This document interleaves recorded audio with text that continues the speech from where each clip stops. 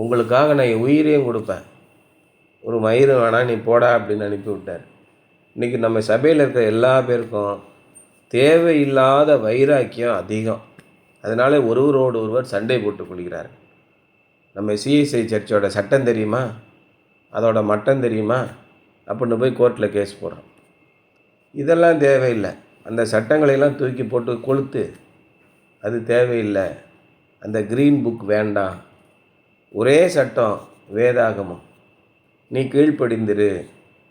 ஒரு கண்காணியானவன் எப்படி இருக்க வேண்டும், ஒரு உதவிக்காரன் எப்படி இருக்க வேண்டும், சபையிலே பெண்கள் எப்படி இருக்க வேண்டும், ஆண்கள் எப்படி இருக்கணும், சின்ன பிள்ளைகள் எப்படி இருக்கணும், வயதானவர்கள் எப்படி இருக்கணும், விதவைகள் எப்படி இருக்கணும், எல்லாத்தையுமே பவுல் சொல்லி கொடுக்குறார் தீமோத்தேயுக்கு. நான் போன பின்பு இவர்களெல்லாம் நீ இப்படி நடத்து அப்படின்னு சொல்கிறேன்.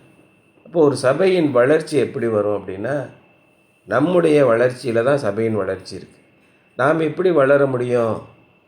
சத்திய வேதத்தை தினம் தியானி, சகல பேர்க்கும் மதபிமானி, உத்தம ஜீவியம் உனை காக்கும், உயர்வான் உலகில் உனை சேர்க்கும்.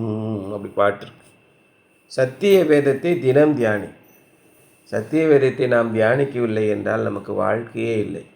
நம்ம எல்லாம் அவரோடையும் சண்டை போட்டுட்ருக்க வேண்டியதான்.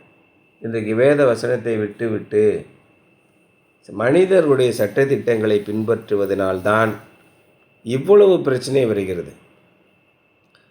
A deacon who does not know the word of God cannot manage the affairs of the church of God. அப்போது ஒரு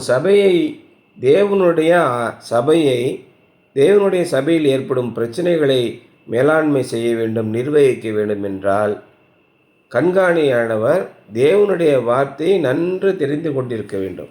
தேவனுடைய வார்த்தையை தெரிந்து கொள்ளாத ஒரு மனிதனிடத்திலிருந்து என்ன விதமான நிர்வாகத்தை நீங்கள் எதிர்பார்க்க முடியும்? A deacon who does not live the word of God but has a defiled conscience cannot manage the church of God. அசுத்தமான மனசாட்சியிலே இல்லாதவன், அதான் பவுல் என்ன சொல்கிறாரு, மனசாட்சியிலே சூடுண்ட பொய்யர் அப்படிங்கிறார்.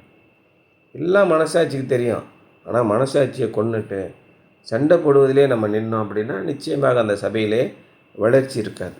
நம்ம என்ன செய்யணும்? இந்த வைராக்கியங்கள், குரோதங்கள், பகைகள், இது எல்லாத்தையும் சண்டைகள், மார்க்க பேதங்கள், என் வழி வேற உன் வழி வேற, ஒரே வழி தான். ஒரே அப்போஸ்தல திருச்சபை உண்டென்று விசுவாசிக்கிறேன்.